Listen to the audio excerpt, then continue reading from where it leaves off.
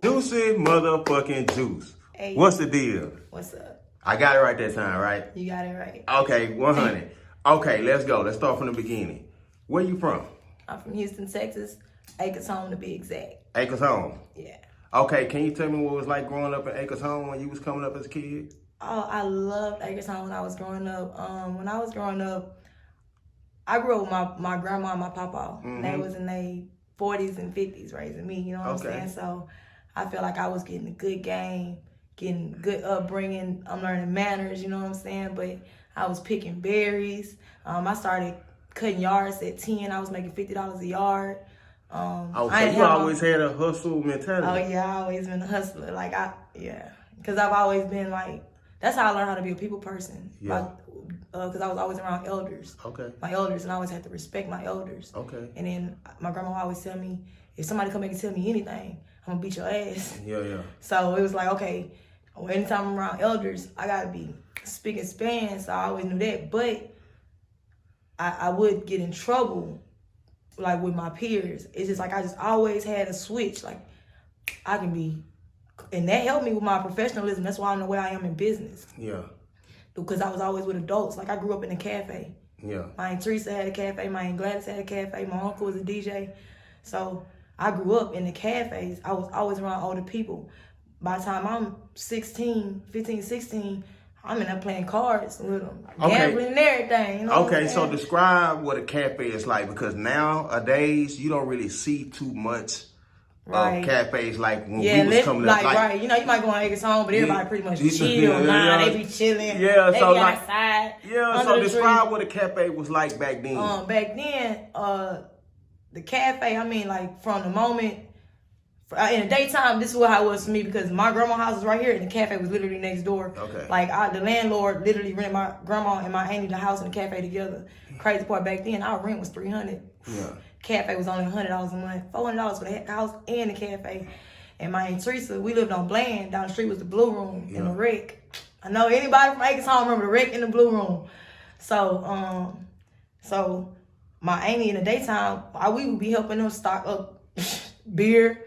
You know what I'm saying? The cafe, sodas, chips. We'll be putting the chips up, putting the records in the jukebox. Okay. Like my auntie would always go to the record store. We go to the record store, get all these different records. Like I remember I would always go in the cafe and play Jesse Powell, Tony Braxton, Whitney Houston. That was like James Brown.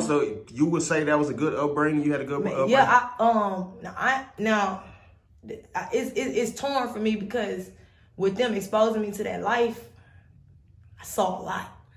You know what I'm saying? Well, it probably did help you with the fact of learning how to be an entrepreneur. Yeah. I learned how to be an entrepreneur because I saw like my auntie running a cafe. Like all my people was always doing stuff like that, you know? And then I was playing music.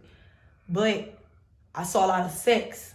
Oh. And Can you talk about that? What you mean? Like, say like just being like from a child, just exposed to like, I feel like our family was like real sexual, you know what I'm saying? Where it even affected the kids. Like it was like no filter, no, you know what I'm saying? And it was a lot of shit that affected me that I'm ready to put into my music.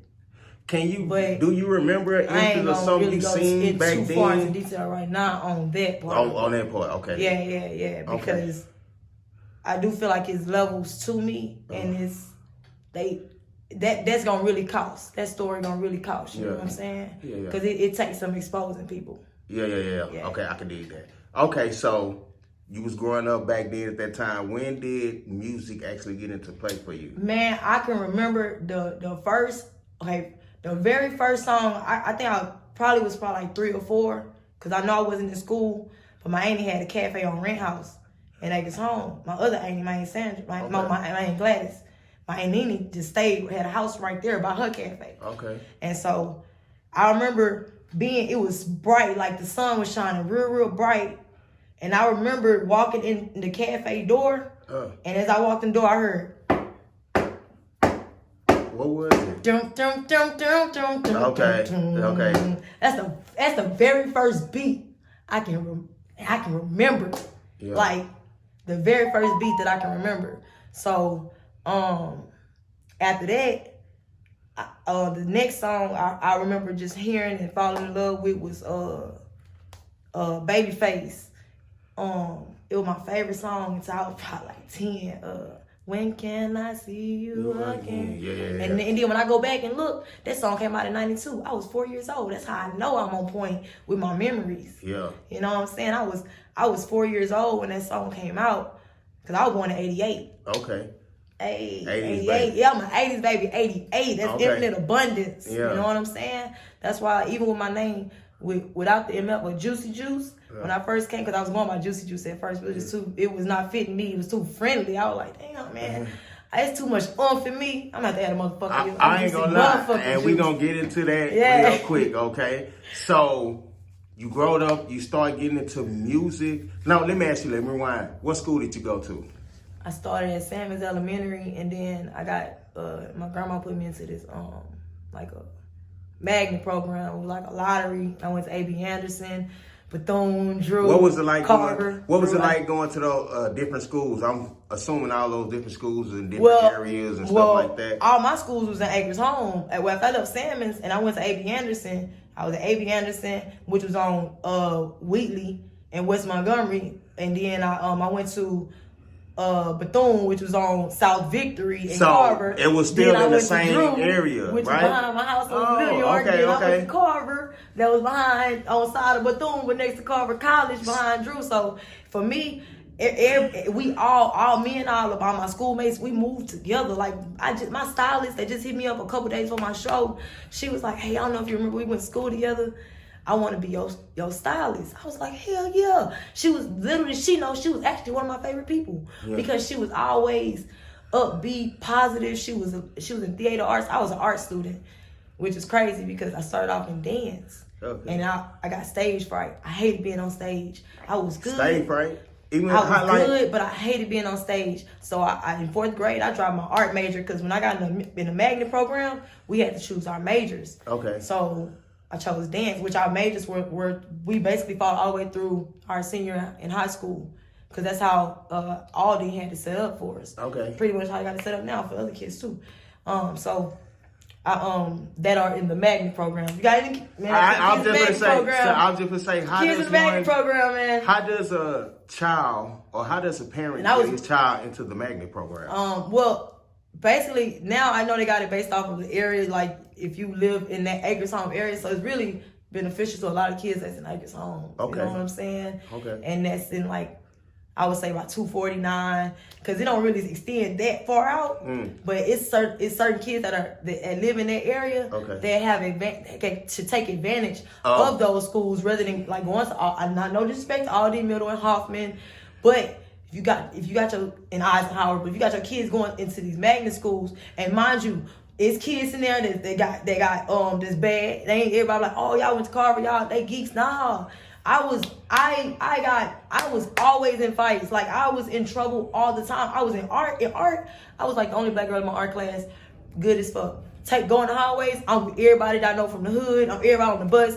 I'm a whole different person. I'm in fights. So like that kind of affected me. You know what I'm saying? So when you went to all these different schools, you never had to overcome the fact of you have to start your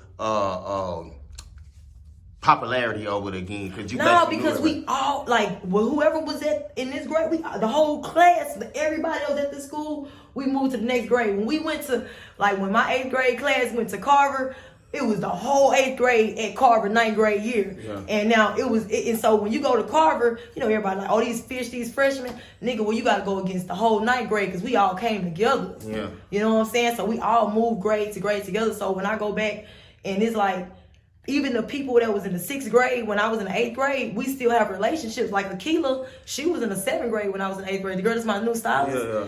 But we moved, the whole schools moved.